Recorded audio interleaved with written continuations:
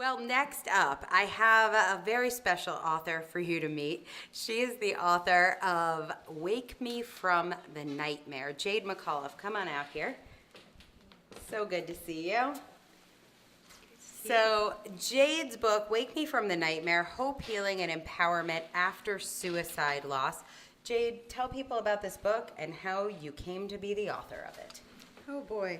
Well, I lost my sister to suicide in 2015 in the summertime, and this came after losing another sister 19 years earlier, very tragically and overnight.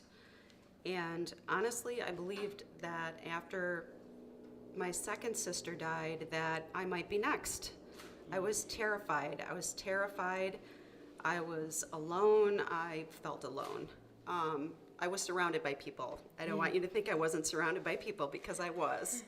And but it was very difficult to get through. But one of the things that I promised myself was that I would not stay quiet.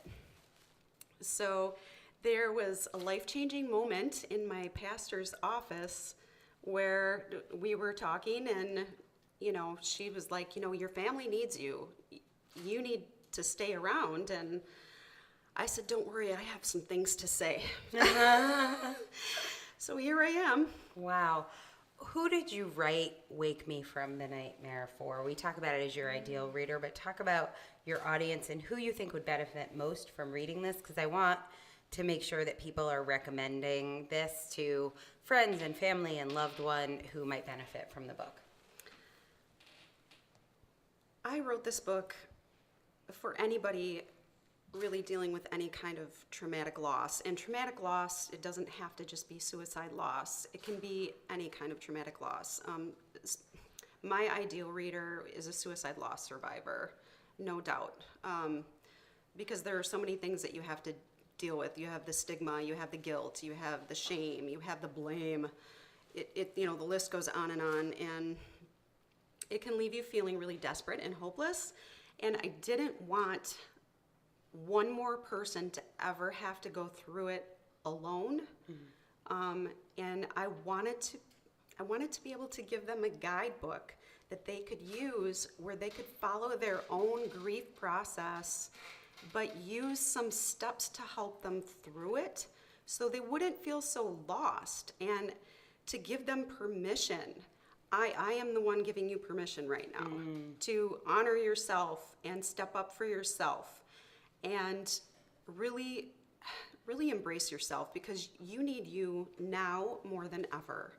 And you can do this. If I can stand here after writing this book, you can totally do this. And I want to love people.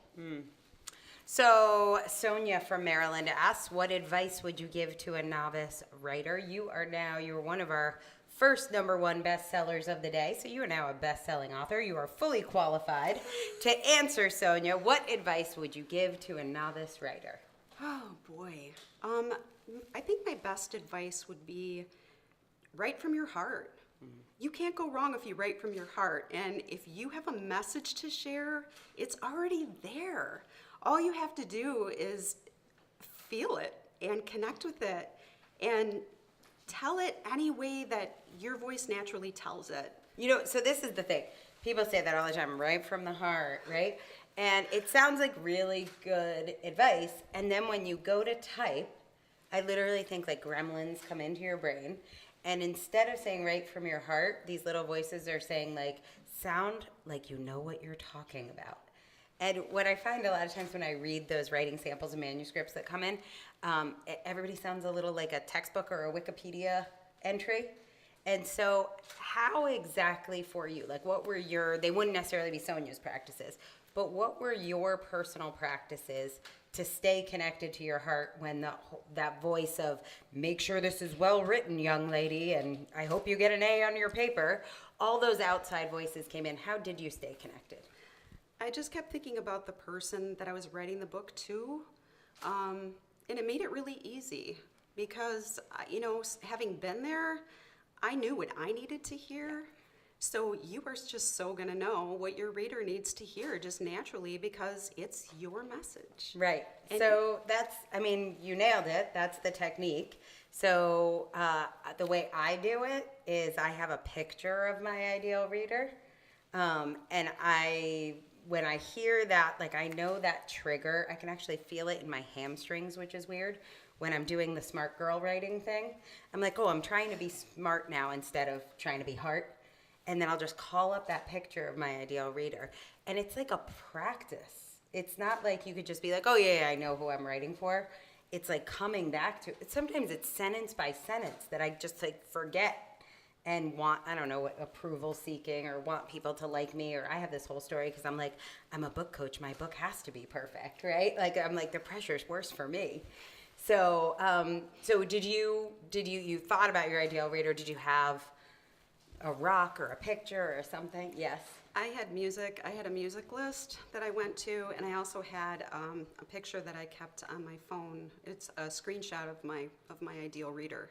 So it was pretty easy to connect. Yeah, and it's the practice of doing it. I don't think the picture or the song does anything magical. It's the second you look at it or the second that you put that song on that you're becoming the person who is serving your ideal reader. It's just such a powerful process. It doesn't work if you don't do it, though, people. Listen to me. So, Sonia, that is my advice to you. Figure out who you're writing to, but make them real. And don't expect it's going to be easy. Like, I have to return to that regular, at least once a chapter, often once a paragraph. So, all right. I just want to say Anna Maria's name, Anna Maria, from West Bloomingfield, Michigan. And she wants to know, what was the one thing that surprised you the most during the process? Honestly, how easy it was. I finished. That sounds like a planted answer. It sounds like no one's gonna believe this. No, I know it's funny, but okay. I'm standing before you as somebody who never finished anything. I never finished school. Okay, I mean I can give you a list of things I've never finished. I finished this program 3 weeks early. And the reason I finished 3 weeks early is because, first being surrounded by amazing people really helps, okay? But all you have to do is set deadlines. You set hard and fast deadlines, and you set aside a block of time, and it's not rocket science. And you had an editor, you had a managing editor to help keep you accountable to those deadlines. Do you have a shout out for your editor? Oh, I have lots of shout outs. I do. I have a big shout out to Anna Paradox. Yes, I do. I love you. Thank you for guiding me and handling my flip outs, because don't think that, authors don't flip out. Right? They do. We have our moments. That's why our editors are all highly trained in author meltdown technologies. And Cynthia Kane, yes. Oh, that's awesome. Yeah. Great. Well, you had an amazing team. If you know someone who is going through traumatic loss, this is a book you want to make sure that you get, or if this is something you're going through, make sure you get this book. It is free today. The link is on your screen. We'll also follow up an email in case you miss it, but Wake Me from the Nightmare, Hope, Healing, and Empowerment After Suicide Loss by Jade McAuliffe. Congratulations, and thank you for joining me on the red carpet. Thank you.